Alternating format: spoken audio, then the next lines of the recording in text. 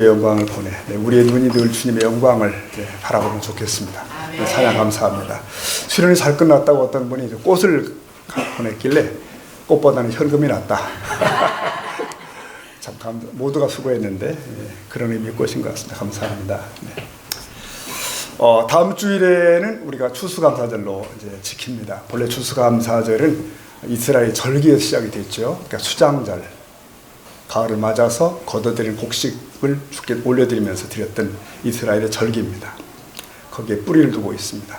근데 근대에 와서는 신대륙으로 건너간 청교도들의 그 추수 후의 가을 축제에서 비롯이 됐습니다.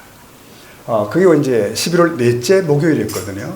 근데 그 조금씩 변화가 있었고요. 그리고 미국 선교사님들이 그 전통을 한국교회에 들고 들어왔습니다. 그래서 보통 한국교회가 11월 셋째 주일로 지켜왔습니다. 하지만 오늘에 와서는 이제 각 교회 상황에 따라서 조금씩 날짜의 차이들을 이제 갖는 것 같습니다. 우리 교회는 다음 주일에 추수감사절을 맞습니다. 중요한 것은 날짜가 아니고 그 의미지요. 그 의미. 감사절을 통해서 주님은 무엇을 말씀하시나, 우리 성도들은 무엇을 회복해야 되나 하는 것이 핵심이 되겠습니다. 어쩌면 추수감사절은 한 해의 농사를 추수하고 드리는 결산 같은 거라고 생각을 합니다. 그러면 농부만 농사 짓는 거 아니냐, 농부만 추수하는 거 아닐까 싶지만 그렇지 않습니다. 우리 모두는 2019라고 하는 들판에서 지난 한 해 동안 다 농사를 지었습니다. 우리 중에 농사를 안 지은 분 아무도 없어요. 인생 농사가 없는 일은 없습니다. 그래서 우리 모두가 하나를 결산한 마음으로 추수절을 맞이할 수 있기를 원합니다. 특별히 우리 그리스도인들에게 있어서 추수감사절, 감사는 더 큰 의미를 갖습니다. 여러분, 우리의 신앙의 힘은 사실 항상 감사할 수 있느냐 없느냐 거기 있는 것 같아요. 또 어디까지 감사할 수 있느냐, 그리고 얼마나 충만한 감사 속에서 살아가고 있는가로 우리를 판가름할 수가 있겠습니다. 심지어는 감사로 생을 마감할 수 있느냐라고 묻는 데서 우리 삶 전체가 감사로 평가도 되고 측정도 되는 것 같습니다. 일본의 신학자인 그 유명한 우찌무라 간조라고 하는 이가 그런 말을 했대요. 만일에 저주가 있다면 세 가지가 있다 그랬습니다. 세 가지. 하나는 아무리 믿으려 해도 하나님이 안 믿어지는 거, 이게 저주라고 했습니다. 또 하나는 아무리 성경을 읽어도 말씀으로 들리지 않는 것, 여기 저주라고 했어요. 그리고 그거 말한 세 번째는 아무리 감사하려고 해도 감사가 되지 않는 것, 그것이 저주다 그랬습니다.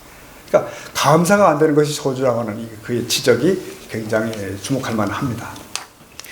여러분, 우리는 그리스도인으로서 성령 충만한 삶을 소원합니다. 그렇죠? 다 그 삶을 소원해요.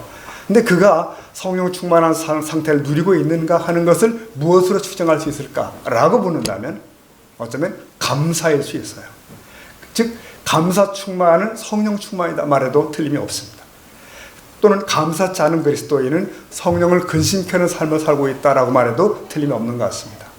금년에 감사주일 앞둔 이 한 주간이 그래서 가장 풍성한 감사의 그 내용들이, 생각들이 다 이렇게 솟아오르고 회복되어지는 그런 한 주간 될 수 있기를 바랍니다.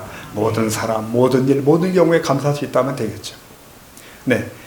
그러니까 감사는 역시 좋을 때만이 감사가 아닌 것 같아요. 어려울 때 어쩌면 더 깊은 감사가 가능하지 않을까 싶어집니다.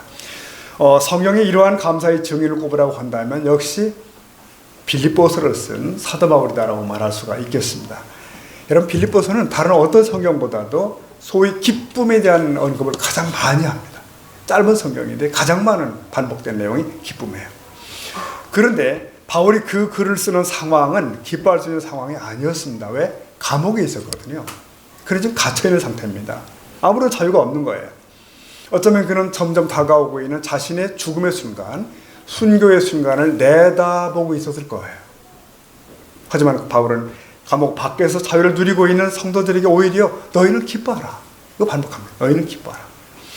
빌립보서 4장 4절에 보면 이렇게 되어 있죠. 한번 읽어볼까요? 주 안에서 항상 기뻐하라. 내가 다시 말하노니 기뻐하라. 잘 보십시오. 그냥 기뻐하라고 던진 게 아니고 항상 기뻐하래요. 항상 기뻐하라. 근데 그렇게 말하고도 부족했는지 다시 덧붙이기를 내가 다시 말하노니 기뻐하라, 이렇게 강조를 하고 있습니다. 여러분, 사람이 어떻게 항상 기뻐할 수 있겠어요? 그렇죠? 가능할까? 그런데 사도 바울은 좀 그렇게 말씀하시는 건데, 바울이 그렇게 기뻐할 수 있었던 비결을 말하라고 한다면 분명히 그분은 심령이 그리스도로 가득 차 있었기 때문이라고 말할 수가 있습니다. 왜냐하면 빌립보 1장을 자세히 살펴보면 그리스도 혹은 예수 그리스도라고 하는 단어가 17번이나 반복되는 거예요. 17번이나. 그러니까 그의 가슴 속에, 그의 언어 속에, 그의 생각 속에는 예수님이 가득 차 있는 거죠. 예수님으로 충만한 바울은 감옥에서도 그러므로 기뻐하면서 바깥 성도들에게 감사라고 권면하고 있습니다. 자, 본문 6절로 다시 가보겠습니다. 6절에 가보면 아무것도 염려하지 말고, 다 같이 볼까요? 다만 모든 일에 네, 여기서 아무것도 염려하지 말고 라는 말은 즉 염려를 중단하고 라는 뜻입니다. 원래 중단하라. 이것은 당면한 문제에 대해서 걱정하거나 초조해하거나 불필요한 관심을 쏟지 말라는 거예요. 그리고 그 염려할 그 시간에 무엇을? 기도를, 무엇을? 간구를 하라는 거죠. 그런데 바로 그때 그의 기본적인 마음 자세가 뭐라고요? 감사함으로. 이렇게 되어 있습니다. 왜 감사함으로인가? 그것은 모든 것을 선하게 이루어 주실 그분을 확신하기 때문이에요. 그러니까 하나님의 뜻을 전적으로 순복하는 사람의 모습이죠. 그러므로 아무것도 염려할 이유도 없고 걱정할 필요도 없다고 말씀합니다. 그런데 여러분, 우리가 만나는 걱정이나 근심의 그 파괴력이 얼마나 큰지 여러분 아십니까? 엄청납니다. 1930년대에 유럽을 휩쓸었던 그 전염병이 있었죠. 페스트, 흑사병이라고 우리가 알고 있습니다. 그때 그 흑사병에 감염된 사람들은 대부분 2주 만에 세상을 떠났다고 그래요. 그러니까 약도 별로 없었죠, 그때. 그러니까 그냥 죽는 거예요. 호흡으로도 이렇게 공기로 전파가 되니까요. 그렇기 때문인지 흉흉한 소문이 많이 났다고 합니다. 소문들이 무슨 말이냐면 이 병에 걸린 사람과 눈만 마주쳐도 죽는다. 시선만 마주쳐도 죽는다. 이런 말이 막 퍼져나가기 시작했습니다. 그러니 당시 사람들이 얼마나 그 공포에 떨었는지 짐작할 만합니다. 그때 한 순례자가 순례의 길에서 흑사병과 마주쳤답니다. 그래서 물었대요. 너는 어디로 가는 길이냐? 그러니까 흑사병이 대답하기를 수도 바그다드로 가서 5,000명을 죽이려고 하여. 그렇게 얘기를 하더랍니다. 자, 며칠 뒤에 순례자는 되돌아오는 흑사병을 또 만났어요. 그렇게 따진 겁니다. 너는 일전에 나한테 바그다드 가서 5,000명 죽인다고 했는데 3만 명 죽은 건 무슨 일이냐? 따졌더니 흑사병이 그렇게 대답했다는 겁니다. 아니요, 나는 5,000명만 죽였어. 나머지는 두려움에 질려서 자기네들 스스로 죽은 거예요. 라고 얘기를 했다는 점. 웃지 못할 슬픈 얘기입니다. 네. 네, 이토록 염려는 파괴력이 있다는 거죠. 그러니까 우리의 생을 망치고 우리의 신앙을 메마르게 할 힘이 있다는 거예요. 그래서 사도 바울은 당부하는 겁니다. 아무것도 염려하지 말라. 언제요? 모든 일에, 모든 경우에, 모든 형편에. 이게 가능할까요, 여러분? 어떻게 사람이 그렇게 해요? 불가능하지 않습니까? 그럼에도 바울 사도는 당부합니다. 모든 일에. 이게 정확히 100%를 요구하는 것 같아요. 이런 일 저런 일 모든 경우 다 포함해서. 여러분, 세상에는, 우리가 사는 세상에는 완전이라는 게 없지 않습니까? 그러니까 순금도 100%는 아니랍니다. 전문가 말에 의하면 100%는 없대요. 이게 세상에 순금이 없는 거죠. 자, 그런 세상에 사는 우리들이기 때문에 생각도 그렇게 해요. 그러니까 우리가 성경을 읽을 때도 그렇게 봅니다. 100%라는 의미의 단어가 나오면 깎아서 들어버리는, 깎아서 이해하는 그런 게 우리에게 있다는 거죠. 여기서 모든 일을 기도로 감사함을 아뢰라. 이렇게 말씀했는데 우리는 그러면 되도록이면 기도와 감사를 하라. 그런 뜻이겠지. 라고 받아들인다는 거예요. 그건 아닙니다. 우리는 모든 일이 그렇게 해야 돼요. 이게 이 말씀이에요, 지금. 그러니까 나의 습관과 나의 경험들은 이 말씀을 부인하고 있는 거죠. 어떻게 그게 가능할까? 라고 생각합니다. 어떻게 100%의 모든 일에 모든 경우에 감사할 수 있어? 불가능하지. 라고 우리는 받아들입니다. 하지만 이 시간 우리 모든 성도님들은 다를 수 있기를 축복합니다. 하나님 그렇게 말씀하시는 거예요, 지금. 그럴 때 우리가 아멘을 접수하는 거죠. 모든 일, 맞아. 모든 일 그래야 돼. 지금은 이 일이 힘들고 이렇게 낙심되고 걱정되고 꼬이지만 그러나 결국은 감사거리가 바뀔 수밖에 없어 하는 확신이 필요한 겁니다. 그걸 그렇게 믿고 마음을 그리로 열어버리는 거예요. 그러면 하나님의 성령께서 이쪽에서 작동을 시작하십니다. 내 생각과 마음을 바꾸어 주시죠. 여러분, 내 마음 내가 모른다는 말도 있지만 내 마음 내가 컨트롤할 수 없습니다. 그러나 그 말씀을 받아들이고 그 안에 우리가 머물면 하나님의 평강이 서서히 천천히 분명하게 나를 바꾸어 줄 줄 믿습니다. 오늘 말씀 7절 보실까요? 빌립보 4장 7절 보면 그리하면 모든 지각에 뛰어난 하나님의 평강이 다 같이 그리스도 예수 안에서 네, 그렇게 말씀합니다. 여기서 보면 하나님의 평강이란 말이 나오는데 이것은 인간이 스스로 만들어내는 것이 아니죠. 스스로 누릴 수 있는 것도 아니에요. 하나님의 평강, 이것은 염려치 않고 기도와 감사로 하나님께 아뢰일 때 그 기도의 결과로 오는 하나님의 선물, 그것이 하나님의 평강입니다. 이것은 세상의 평화와 확연하게 구별되는 것이죠. 물론 세상의 평화도 있지만 그것은 일시적이고 표면적일 수밖에 없어요. 그러나 하나님의 평강은 영원하며 본질적이며 완전하다는 사실을 우리가 믿기를 바랍니다. 여기서 너희 마음과 생각을 지키시리라 그러잖아요. 지킨다. 여기서 지키시라 이 단어가 당시에 로마 군대의 수비대가 보초로 서는 장면을 연상하는 단어랍니다.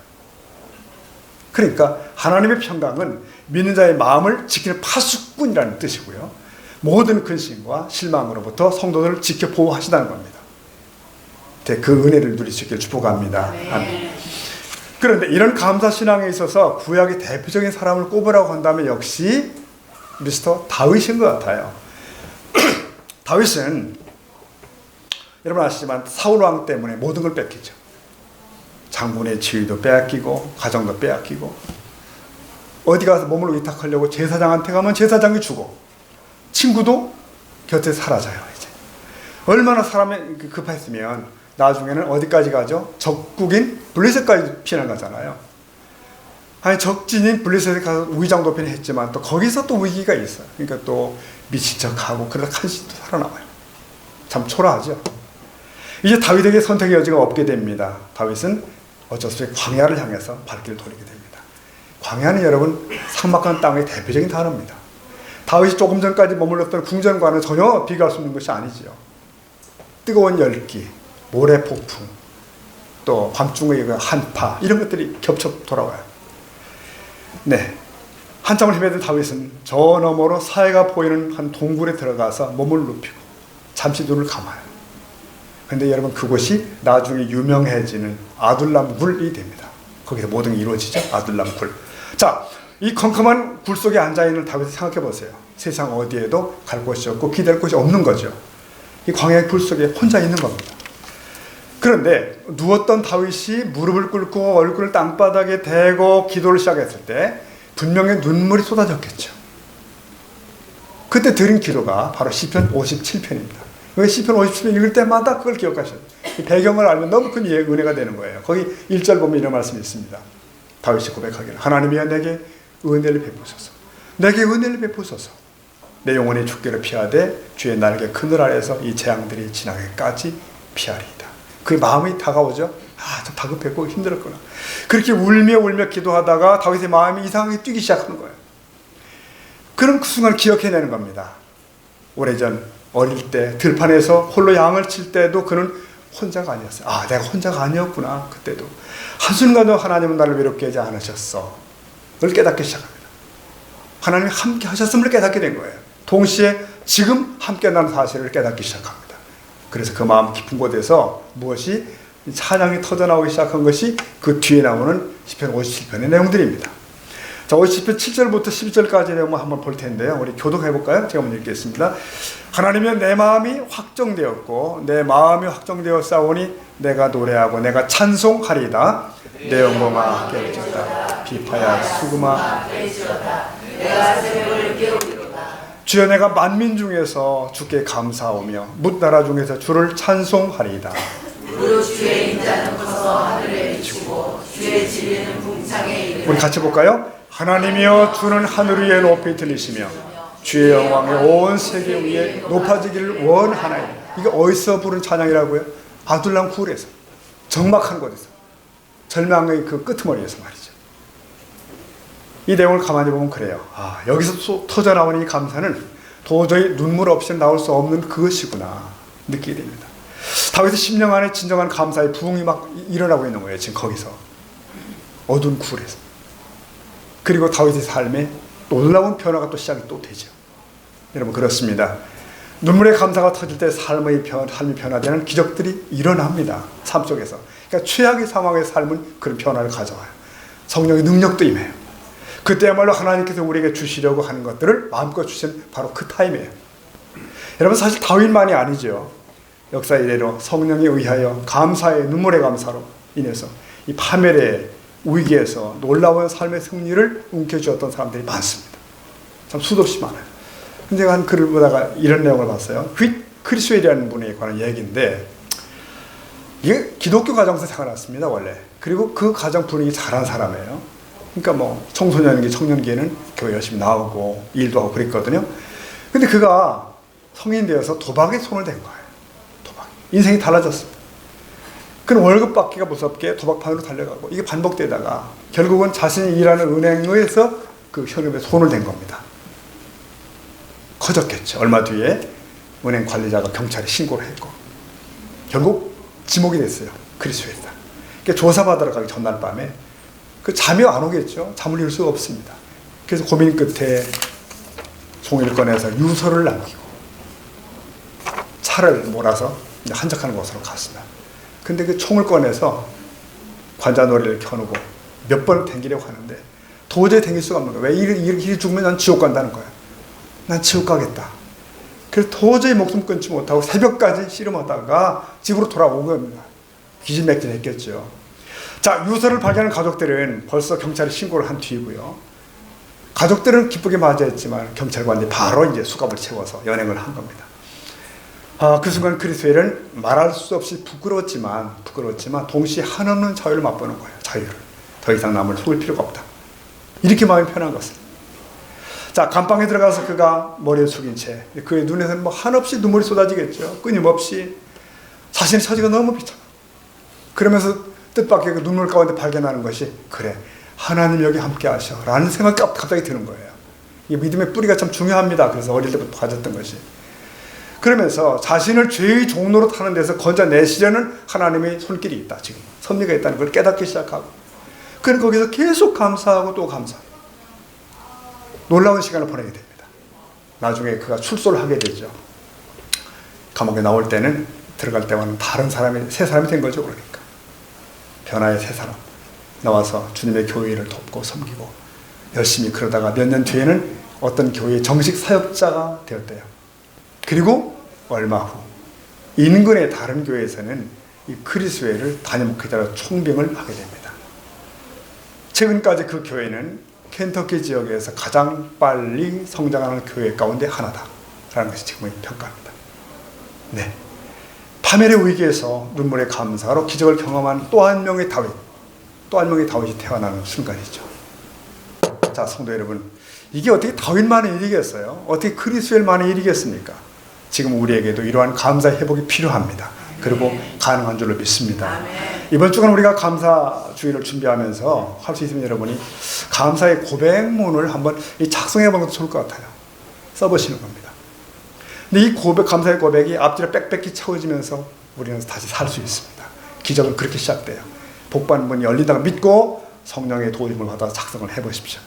감사의 고백을 작성할 때 분명히 주님이 일하시는 것이 있습니다. 놓쳤던 감사들이 있어요. 분명히. 지금은 은퇴한 한 그 목사님의 고백을 좀 들었는데요. 그가 심각한 병에 걸렸습니다. 그리고 내일 중대한 수술을 앞두고 있었어요. 뭘 하겠어요? 그때 그가 종이를 꺼내서 이제 제목 주님 감사합니다. 어때요? 주님 감사합니다. 그리고는 그 밑에는 자기 일생을 돌이켜볼 때, 인생을 반추할 때 고마워 감사했던 것 대표적인 거 30개를 끄집어냈어요. 차곡차곡 다 써놓고 그것을 놓고 감사기도를 드린 겁니다. 감사기도. 하나님 여기까지만도 감사합니다. 족합니다. 은혜입니다. 고백을 했어요. 그런데 제게 주님을 위해 일할 수 있는 기회를 주신다면 제가 기쁘게 받겠습니다. 감사해 받겠습니다. 거기까지 쓴 거죠. 기도를 한 거죠. 무사히 수술을 마쳤을까요? 못 마쳤을까요? 네, 마쳤고요. 그리고 회복의 은혜를 지금 누리고 있습니다. 그분은 그런 말을 합니다. 만일 그런 순간에 내가 불평과 원망에 덮쳐 눌려버렸다면, 그리고 하나님에게 왜 지금 내가 그런 병을 주십니까? 라고 원망을 했다면 오늘의 나는 존재하지 않을 겁니다 라고 고백하더라고요. 나는 없다, 불가능하다는 거예요. 근데 감사하게도 절망 중에도 감사의 생각이 떠오르는 거예요. 그랬더니 그 감사가 내 안에 있는 모든 염려를 다 몰아내더라고요. 근심, 걱정을 몰아냈어요. 자신의 얘기를 하는 거 들은 적이 있습니다. 자, 성도 여러분, 그래요. 태도의 전환이 필요한 것 같아요. 근심도 하나님이 다스리시는 거고요. 노만 빈센트 피라는 분 이런 얘기를 했어요. 잘 들어보십시오. 아주 재밌어요. 문제를 붙잡고 있는 당신의 손, 문제를 붙들고 있는 당신의 손을 하나님의 손에 집어넣으라 그랬습니다. 이해되시죠? 문제를 내 손을 붙들고 어쩔 수가 몸부림치고 있는데 그 손을 하나님의 손에 넣으라. 그러면 우리의 시야에는 더 이상 문제가 보이지 않습니다. 염려가 보이지 않습니다. 바로 그겁니다. 그래서 우리가 부르는 우리의 찬양 있잖아요. 기도할 수 있는데 왜 근심하십니까? 그 찬양. 기도할 수 있는데 왜 근심하십니까?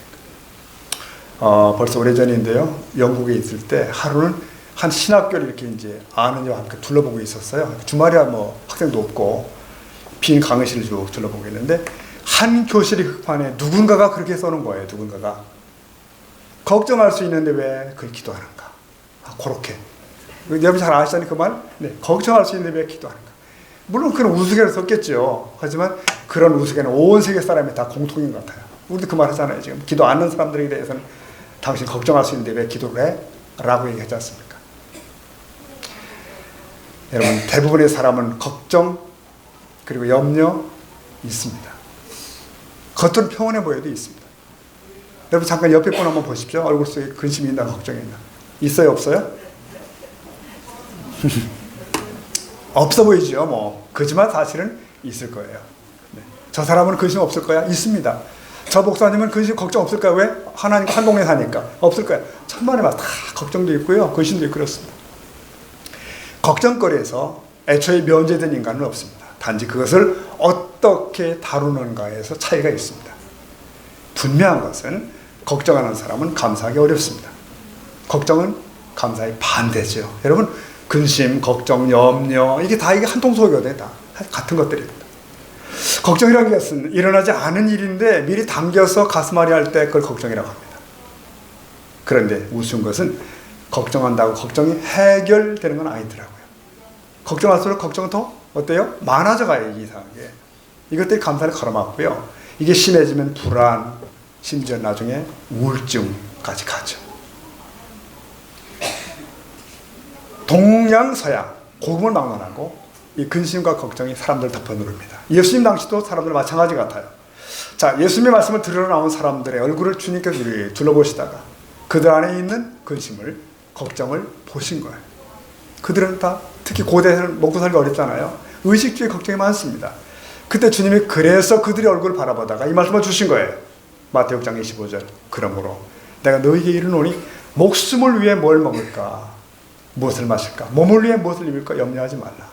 그러셨고요. 같이 읽어볼까요? 목숨이 음식보다 중하지 아니하며 몸의 힘보다 중하지 아니하냐 라고 물으셔서 그러시면서 얘들아 공중의 새 좀 봐라. 하나님이 기르신다. 들판에 백합을 봐라. 하나님이 입히신다.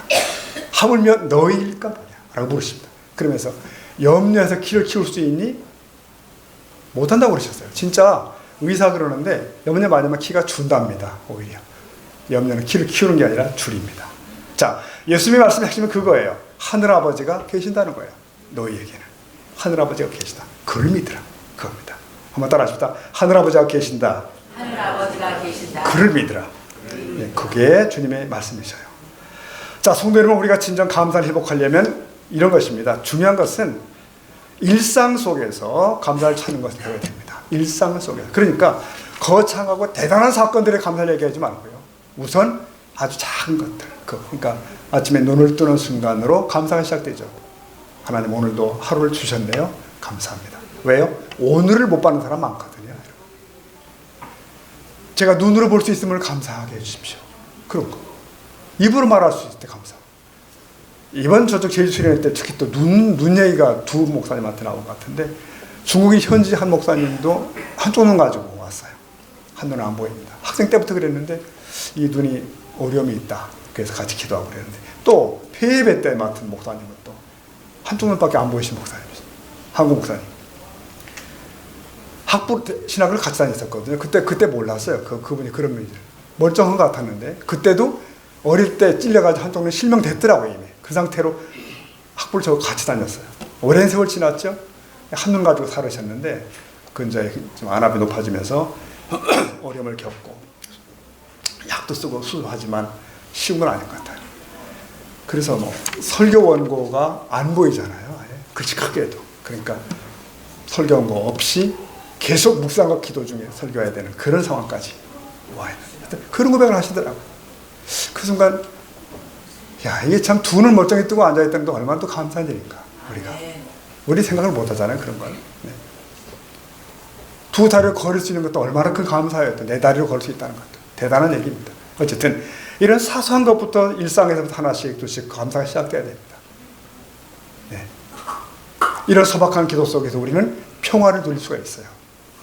아버지 하나님이라고 부를 때 내 아버지가 하나님이시지라고 고백되고 그 믿음을 고백할 때 우리는 평화 속으로 들어갑니다.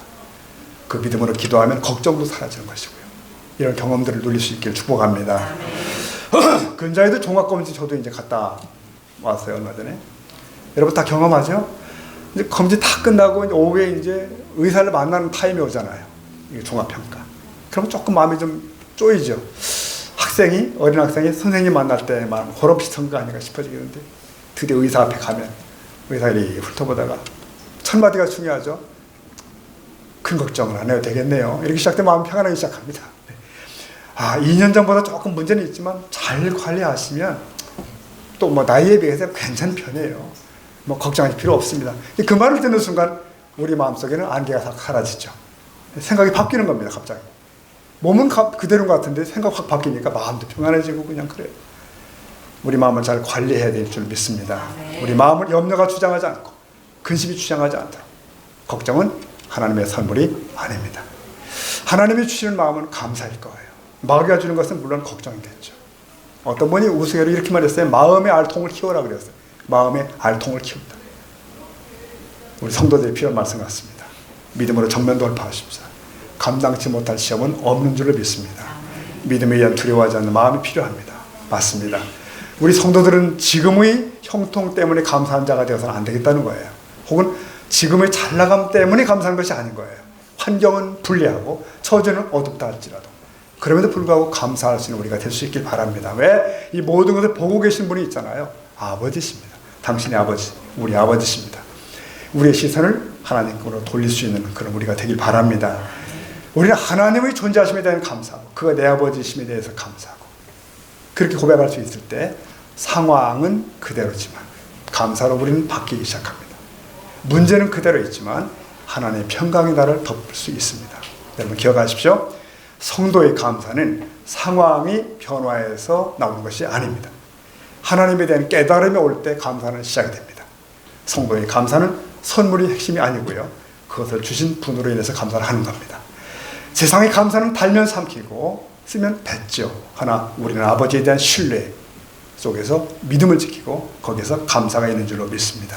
그러므로 성경 말씀처럼 범사에 감사하십니다. 모든 사건을 앞두고 감사하시자고요. 내 소유가 많든 적든 혹은 내 계획대로 잘 되고 있든 그러하니 하든 감사할 수 있는 것. 내일 수술을 앞두고도 감사할 수 있는 것. 이게 비신자와의 차이인 줄로 믿습니다. 여러분이 어려울 때 어떻습니까? 내가 믿는 하나님은 좋은 분임을 자꾸 기억하십시오. 자기 확인이 아니라 이건 사실이니까 그런 거예요. 의지적으로 생각하셔야 됩니다. 디모데후서 1장 7절 말씀처럼 하나님이 우리에게 주신 마음은 두려워하는 마음이 아니라고 그러셨습니다. 여러분 어쩌면 삶의 걱정들이 다가오는 건 당연할 수 있겠죠. 그럼에도 불구하고 의지적으로 하나님을 바라보고 주장하셔요. 하나님은 내게 좋은 것을 주시는 바로 그분이야. 주장하셔야 됩니다. 그러므로 염려를 푸는 해법은 단순할 수 있어요. 뭐죠? 믿고 감사하는 겁니다. 믿음은 신뢰입니다. 믿음은 맡기는 거예요. 요한 14장 주님 말씀처럼 너희 모든 염려를 주께 맡기라. 너희는 근심하지 말라. 그 말씀이 맞습니다. 자, 오늘 말씀 이렇게 매듭하겠습니다. 여러분 하나님은 우리의 아버지이십니다. 좋은 아버지이신 줄로 믿습니다. 우리가 광야길을 힘겹게 걷고 있는 것을 아시고 계시고 보고 계십니다. 그러므로 지금 나의 발밑이 불편하고 형편이 어렵다 할지라도 우리는 감사할 수가 있습니다. 왜냐하면 이것이 끝이 아니거든요. 그것들을 합하여 반드시 선을 이루실 그날이 있을 줄로 믿습니다. 그 마음으로 여러분 이번 주간에 좀 짬나면 이렇게 감사를 써보십시오. 백지. 성령께서는 우리가 무엇을 감사해야 될지 깨닫게 하실 거예요. 처음에 생각 안 나지만 점점 나기 시작합니다. 감사는 받았어도 누리고 있어도 모를 수가 있다는 것. 그게 우리 문제입니다. 그러므로 받은 바를 챙겨보셔야 됩니다. 성령께서는 우리가 어떤 은혜를 받았는지 알게 하신 분이십니다. 자, 고전 2장 12절에 이런 말씀이 있더라고요. 우리가 세상의 영을 받지 아니하고 오직 하나님으로부터 온 영을 받았으니, 읽어볼까요? 이는 우리로 하여금 우리에게 은혜를 주신 것들을 알게 하려 하십니다. 성령께서 바로 그 일을 하셔요. 성령께서 저와 여러분이 받은 은혜와 복을 생각나게 하시고 깨닫게 하실 거예요. 감사의 고백을 종이 앞뒤로 가득 쓰면 저와 여러분은 회복되는 것입니다. 저와 여러분 인생에 또 하나의 기적을 일어날 수가 있는 것입니다. 세상을 두려워할 이유가 없습니다. 반드시 하나님 아버지께서 저와 여러분의 삶이 간증이 되게 해 줄 줄로 믿습니다. 그래서 매일이 감사절이 그런 삶을 사는 성도들 될 수 있기를 주의 이름으로 축복합니다. 아멘. 자, 이 기도문 한번 같이 읽도록 할까요? 시작. 하나님 아버지 살려주십시오. 감사의 기적을 주십시오. 감사의 부흥을 주십시오. 성령님 이 시간에 제게 하나님께서 은혜로 주신 것을 깨닫게 해주십시오. 감사로 두려움을 이기고 절망을 물리치고 미움, 원망을 이기게 하옵소서. 아멘. 자, 우리 그 마음으로 찬송하고 부르겠습니다. 380